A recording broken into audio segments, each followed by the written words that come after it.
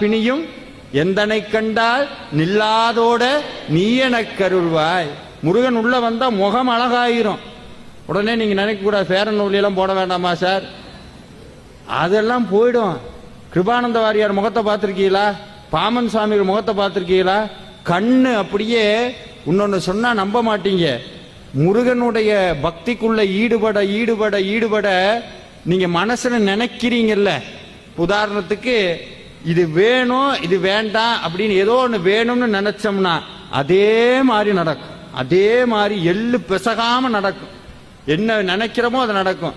தப்பி தவிர ஏன்னா சபிச்சு விட்டோம்னு வைங்க, யாரையாவது சபிச்சுட்டோம். ஆனா முருகடியார்கள் யாரையும் சபிக்க கூடாது. நமக்கு எதிரியாவே இருந்தாலும் என்ன செய்யக்கூடாது? சபிக்க கூடாது. அது ஏன் சபிக்க கூடாதுன்னா, இது நாள் வரைக்கும் நீங்க பூஜை பண்ணி ஒரு பலனை சேர்த்து வச்சிருக்கீங்கல்ல, சபிச்சா அத்தனையும் போயிடும். ஆனா அது நடந்துரும் அவனுக்கு.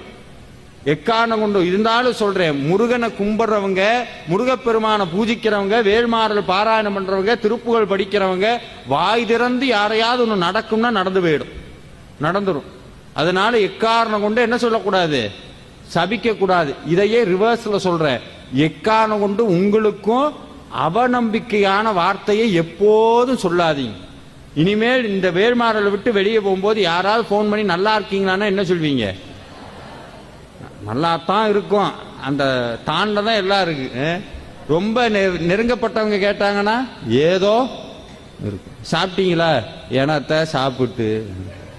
வேள்மாறலுக்கு போனீங்களா? எனத்த போய் எனத்த காலு தாங்க வலிக்குது 4 மணி நேரம் உட்காந்து.